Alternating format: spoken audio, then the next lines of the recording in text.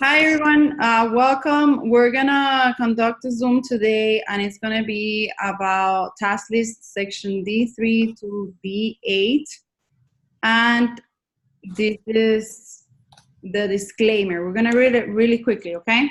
The ABA Exam Academy Study Group was created by and for students to earn their BCBA, BCABA certification. Most of the leaders and participants are not BCBA, BCABA at this time. These meetings are meant to have active discussions, to collaborate, ask questions, and provide helpful suggestions to better understand the BACB 4th edition task list concepts.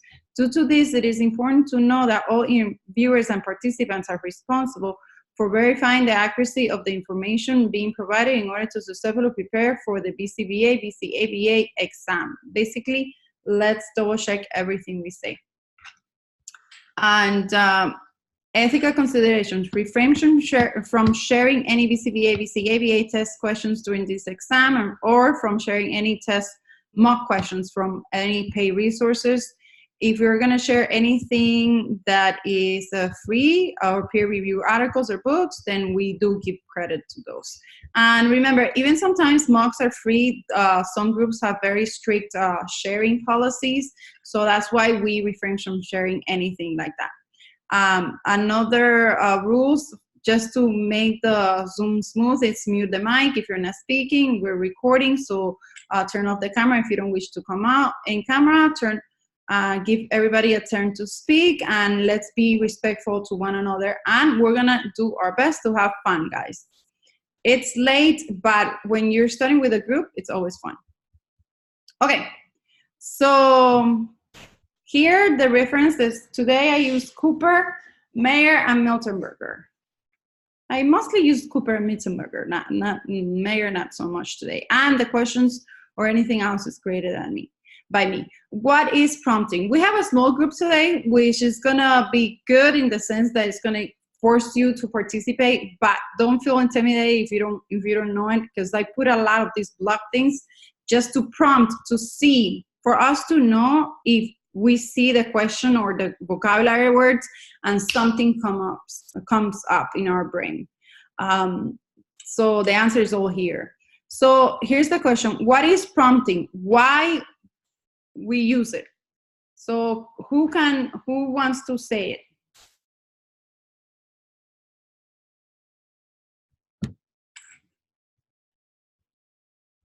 So prompting is basically the following.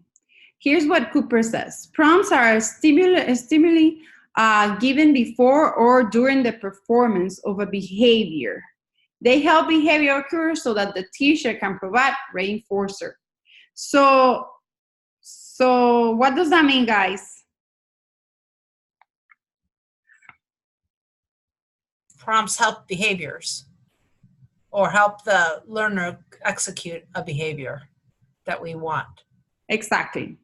And we want the behavior to occur in the presence of the, and this is a key word, so that it can be reinforced, which is why we use prompts. So we want the behavior to occur in the presence of the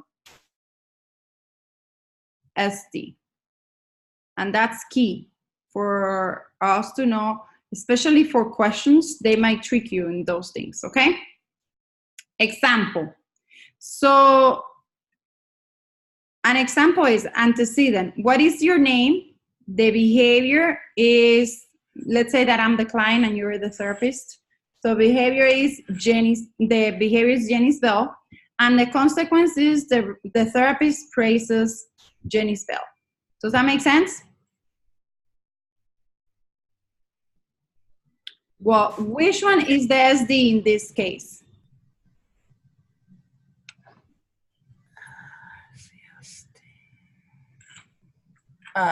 Yenisbel. The SD, remember, SD is the one that you present before the response or the behavior. So that means in this case, the SD would be the antecedent. So the discriminative, oh my God, this discriminative stimulus, right, guys? Am I pronouncing it correctly? So that's the one you do. That's the one that you say, and then when you say, the person knows that the behavior is going to be reinforced. So in this case, the SD is what's your name. And if you don't answer the SD, so if she doesn't answer the SD, how would you prompt it? Let me give you the answer. Is the therapist immediately says Jenny. So if you want to prompt it, you would say, the therapist would say, what's your name? And then I would, let's say, I'm getting confused because I use my own name. So I say, what's your name, Jenny? And then the person finishes by saying Yenisbel, basically. Okay, what is fading? Why we use it? Does anybody wants to throw out there anything that pops into your head right away?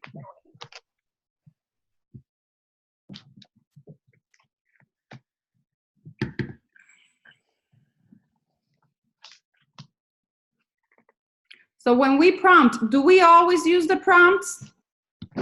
Are we always going to use a prompt? In this case, for example, in Yenisbel's case, are we always going to prompt her by saying Jenny after the question? No, right? We feed it so it's less restrictive and it promotes independence eventually. Exactly. So we need to fade it. So that's what fading is. We need to fade it. So since we have to work on already understanding the definitions, it says gradual elimination of the prompt as the behavior continues to occur in the presence of the, and that's the key word that we said. Remember? We want the behavior to occur in the presence of the, what is this one? SD. SD. Fading is to transfer stimulus control from the to the, is from the thing that you're using, which is the prompt, to the SD.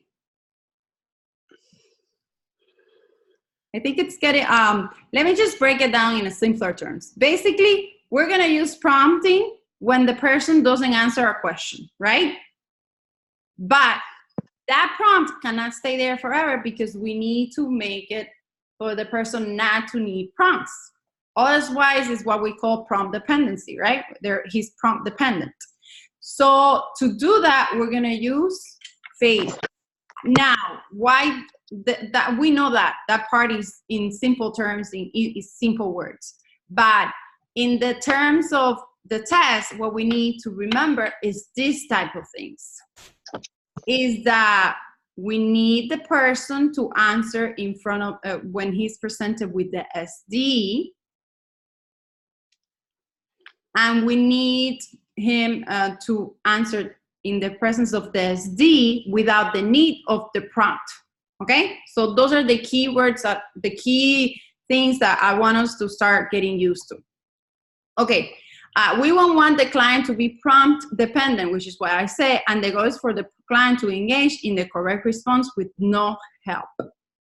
So for example, let's use this same example that we have here. The SD or antecedent is what's your name, and then the therapist immediately says Jenny, and then the client says Yenisbel. So how would you fade Jenny out? Gradually, how would you gradually fade that prompt?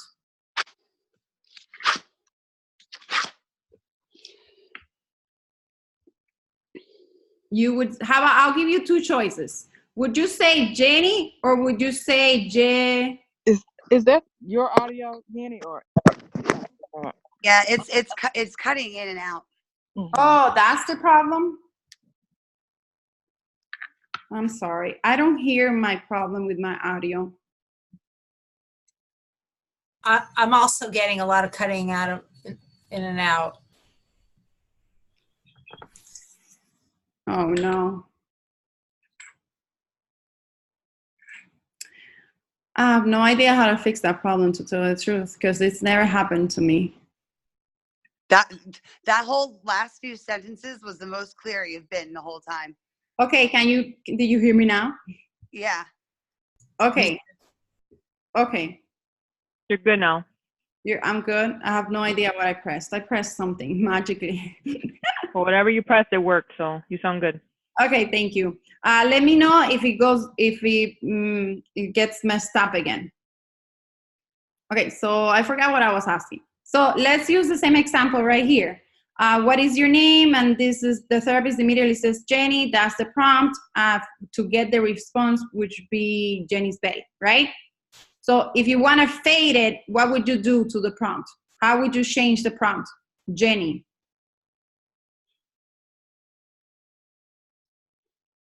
I'll give you two choices.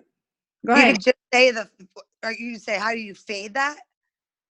You can change the actual prompt. All you got to do is fade it. So like the word says it, fade it. So instead of Jenny, would you say Yenisbel or would you say Je?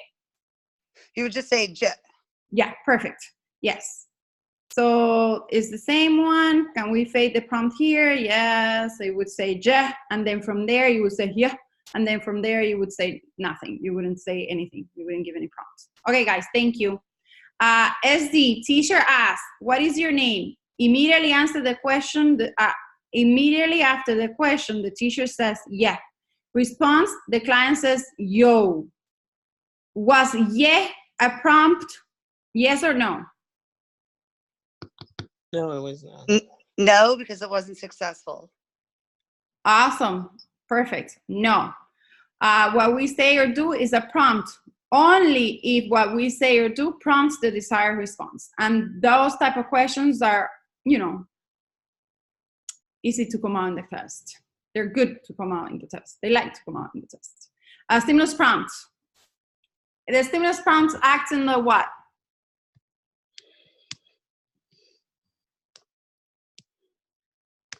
Acts on the stimulus or acts on the response? Stimulus. On the stimulus. It's an antecedent stimulus that they call attention to the stimulus that needs help.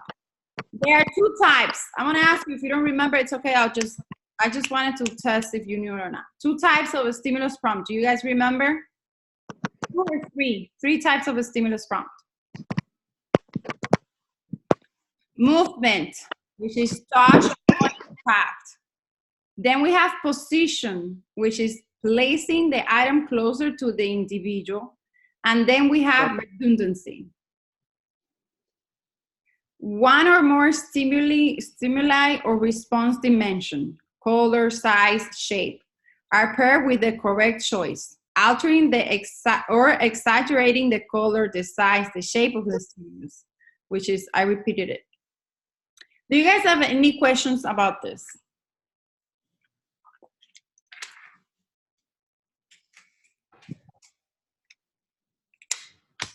Okay, let's move on to response prompts. Anybody remembers? 3 response prompts types. So we already know that it acts on what? The stimulus or the prompt or the response? The response. Response. Good. And the response itself. And the 3 types are verbal, modeling, and physical. Physical. The verbal is signs, pictures, written words, example. In matching to sample, the therapist would say, match start to start. Start. I wrote it wrong, sorry guys. Start to start. Okay, the start, this thing. I don't know, can you see it? Okay. Modeling is the therapist visually demonstrates the response, and physical is full or partial physical guidance. I understand it's a lot of blah, blah, blah, blah, blah, and it's a little confusing. So I'm gonna do a little tiny demonstration here, okay? I don't see my hands. I don't see myself in the camera. Can you see me? No. No, you cannot see me? That's what I was trying to look for right now. I was like, how do I fix this? Oh, there you are. Hello. I'll speak up and I shall do it. Sorry guys, today is the day of technical issues. Okay. Let's do a tip for a stimulus prompt. For a stimulus prompt is either movement. So we're presenting, can you see it now? Because I don't see it, so I don't know if you see it. I see it. You see my hand? Yes. All of it or just the start? The stars. Okay, so can you see it now? Yeah, we can see your Yeah. whole hand and everything. Okay, so guys, look, let's do, this is the, let's say this thing, the Rubber band. rubber band is the client, right? So I tell the client match, and I give him the start, and then I'm gonna use movement prompt, a stimulus prompt, the movement one. So I just go like this, match. So he does it, right? Make sense? So positioning, I'm gonna do positioning. There, I'm putting it closer to his hand, the rubber band's hand. And I tell him match, and then he goes and he matches, okay?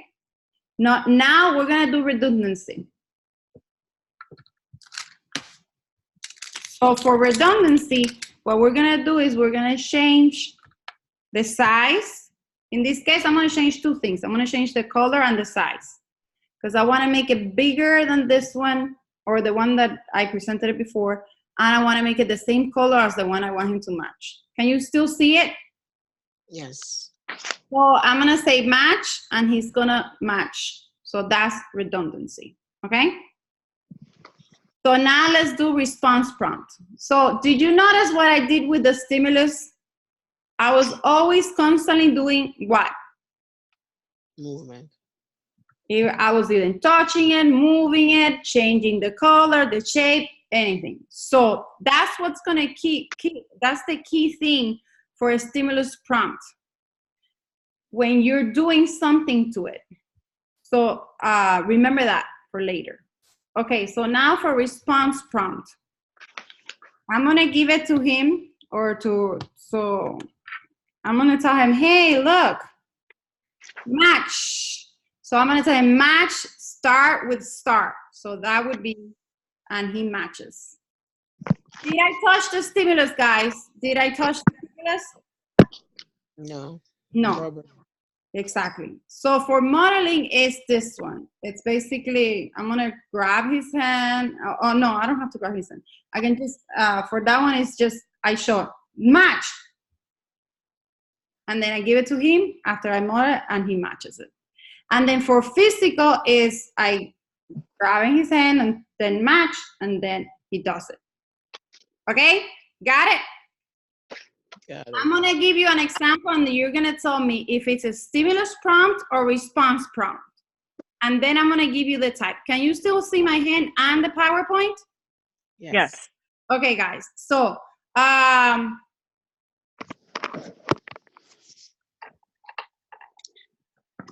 match. What is this? A stimulus prompt or response prompt? Do it again. Can you see it? Yeah. Yes. Okay, but it only works when you see it. If you don't see it, then it works. Okay, I present like this, and I say to the rubber band, hey, rubber band, my friend, match. And then he matches. Is it a stimulus prompt or response prompt? Response prompt. Response is like verbal. I only said match. I didn't say match start to start. So here, look at me. Look at me. This is me presenting the things. Usually I would present it here with no prompt. That would be the no prompt. Here's what I'm doing, and this is going to be the prompt. Oh. That's a And then position. I'm gonna say to the rubber band, match, and then it's gonna match. What is that one? Stimulus prompt or response prompt? Stimulus prompt, like positioning. Yes. So remember, the key thing is I am Touching the stimulus. or moving. touching it, moving it, changing it. That's the key thing for this, for you to know if it's the stimulus or the response. I'm gonna give you the last one and that's it. Okay, I'm gonna say match and Physical. physical. Nice job. Physical, which is what? Physical is what? Response. Response prompt. Remember the key thing that I taught you. What is it? Is it? For stimulus, touching the stimulus. But if the question doesn't really specify, obviously we can't see the question the way we see your hand moving, you know, so. I'm asking the question. I'm just asking him to match. That's all I'm saying. Oh, so she's No, what referring I'm to, saying like, is, not the exam. Like, we won't be able to physically see. Right. Yes, of course. But what I'm saying is, in the scenario, you can read it, and they're gonna say it, so you can just model it or visualize it in your brain. But just memorize it like that. Is it doing something in the scenario? Is it doing something to the stimulus? Is it moving it? Is it making it bigger? Is it making it smaller? Because they would say, okay, she's doing hand over hand. Okay, what's hand over hand to match to the sample? Then hand over hand, is she doing something to the stimulus? physical. No, so that's response prompt. Yeah. And then it's gonna say, she highlighted the star. She presented a star and a heart, and she highlighted the SD, the star, and then asked her to match the star with the highlighted star. Which one is that one? Redundancy. Redundancy, which is a stimulus, or is it prompt or a response? Stimulus. A stimulus. So because they said, right, they did something to the stimulus. So that's my key of the night. That's my literature. Okay, fading and stimulus prompts. Fading stimulus prompts and fading response prompt. Let's just go for it. We have fading, and we have fading. Stimulus fading is the AKA, and systematic and gradual removal of intrusive prompts until the control transfers to the natural stimulus. So that one is the same thing that we did, right? So if it's a color thing that we changed, so we're gonna gradually make the color less visible, right? Right. Make sense? Yes. Yes, thank you. Shaping. Stimulus shaping. Systematic and gradual transformation of the physical shape of the stimulus. And that's the one when I was studying that tricked me a little. I couldn't quite get it until I saw an example. So this is actually changing. I always highlight or underline the keywords. So it's actually transforming the physical shape of it. So I'm gonna give you an example. You're gonna tell me which one is it. This example is from Cooper. Is it fading or is it shaping it?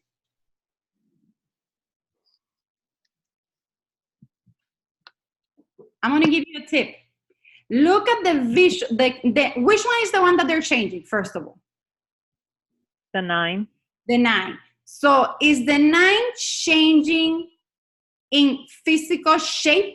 The shape? It's fading then. It's fading. Nice. Nice. Good job. If it was shaping, it would be the other way around, from the last one to the, the last one. I don't think so. No, that's the trick part. Yeah, I'm gonna show you what they mean by shape, by shaping. Shaping is like this. Look, is when you actually literally change the physical item.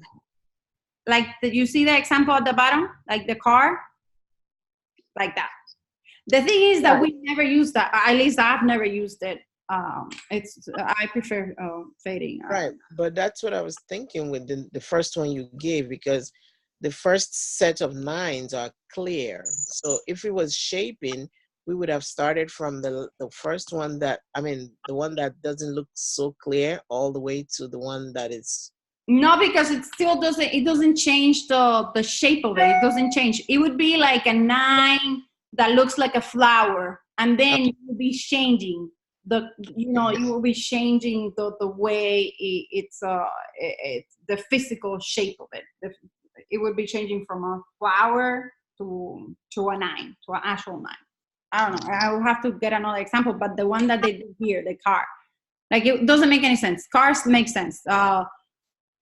Flower, we write the word flower into the petals of the flower like that, and then we start changing it and moving it around.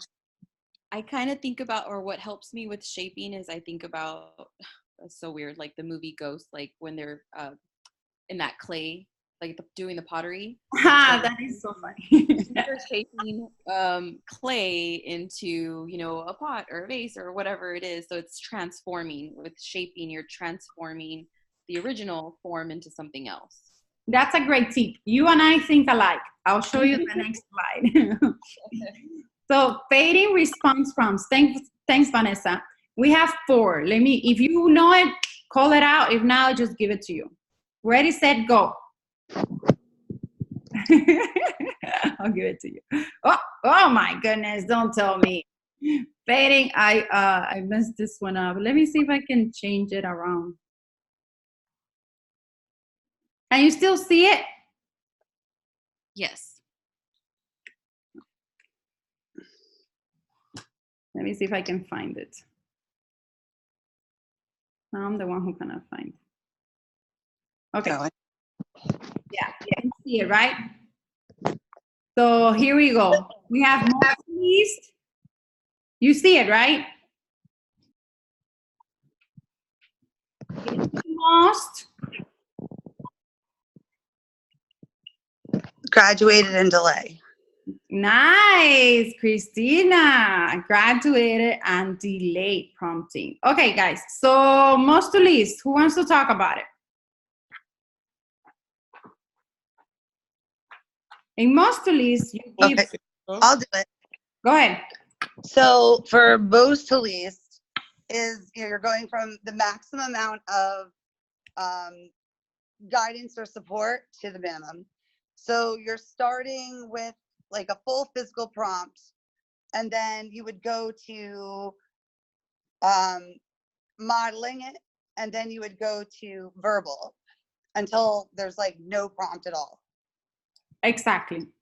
So remember, thank you. That was perfect. So remember the response prompts that we already talked about. Here, you're combining them all, and you're basically stacking them from the one that is giving the most amount of prompt to the one that is giving the least amount of prompt. And Christina said it perfectly. So how about least to most? It would be It's opposite of there. Yes. And graduated guidance, sometimes people get confused with that one. Physical guidance that's slowly reduced. That is the perfect way to say it. Was it Claudia? Yeah.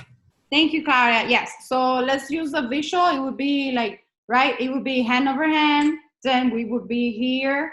And then you would do the can you see me? So Yes. it would be the Elbow.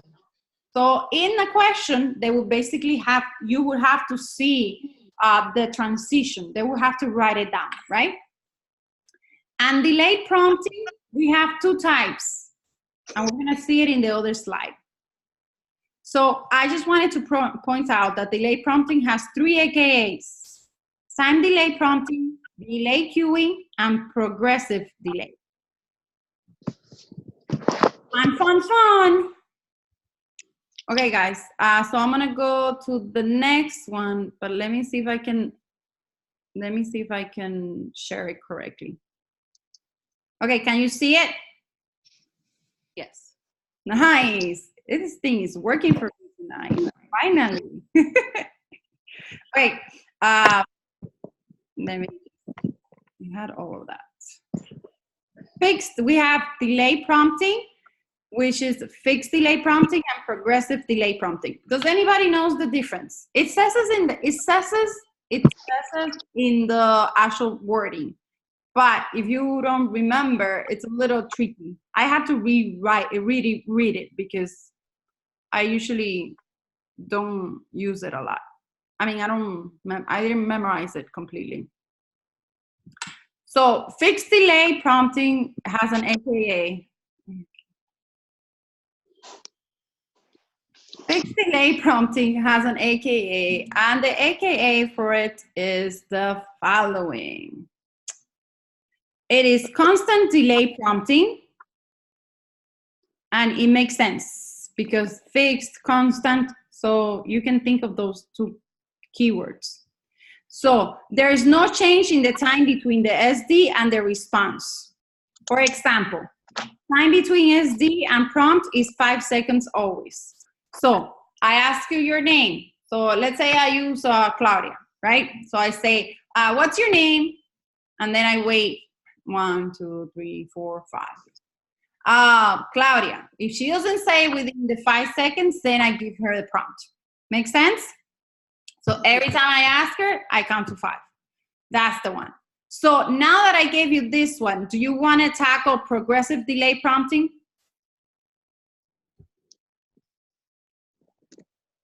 The amount of time changes. Yes, perfect, Clara. Yes, perfect. So the AKA is graduated delay prompting, which I think it would be common sense if we see it in a test. So what you said, it gradually changes. So it increases, correct? yes, it increases. It moves. For example, you say 0 at the beginning, and then you increase from 5 to 10 into 5 increments. 5 to 10 to 15, like that. Okay. So let's just do it this way. Okay, so exam tip. I already gave it to you, but I want you to be fluent in this one. In the test scenario question, ask yourself, is something happening to the stimulus? Is the therapist touching it, moving it, changing it in any way? If the answer is yes, then what it is that we're looking at? What type of prompt?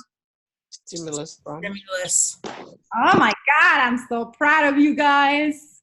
If the answer is no, then what it is that we're talking about? Response. Perfect. Okay, so a question. Therapist says to the client, write the letter A. Therapist grabs client's hand and helps him write it. Therapist says, nice job writing the letter A. The client's correct response was under the stimulus control of was it the SD, the behavior, the prompt, the natural instruction? Guys, think about this one. This one's tricky. Can you repeat it again? Yes. Therapist says to client, write the letter A. The therapist then grabs the client's hand and helps him write it. Therapist says, nice job writing letter A. So the client's correct response was under the stimulus control of the SD, behavior, prompt, or natural instruction. I'd say prompt. Prompt. I have 2 for prompt. Anybody else? Nice. I agree with you. Why was it prompt?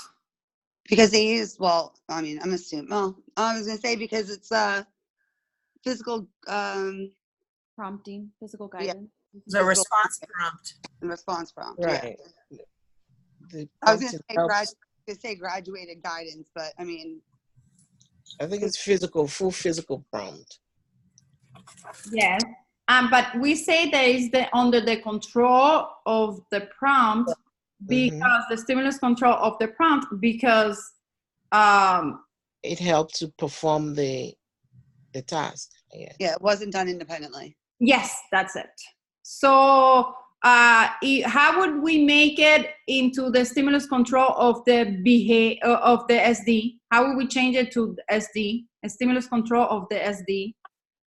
We would Just focus on the letter A. Well, the child would have to do it on his own. Yes, perfect. That's it. That's it. So remember at the beginning I told you these are the keywords. Those are the keywords. Nice. Okay. Use modeling and imitation training. Is modeling a response prompt or a stimulus prompt? Response prompt. If it helps to perform the task, yeah. Yes, you're right. I love that. If it's actually because if the task is, if the behavior is not emitted, then it was never a model. Nice job. Show it off, girl. Show it off. Perform the task. Okay, guys. Perfect. We have less than a minute, so let's close it and we're gonna open up a new one, okay? See you soon. Is it the same number, please? I'm gonna try it, but if it doesn't work, let me know either in the chat or in the Facebook group. I'm gonna try the same number.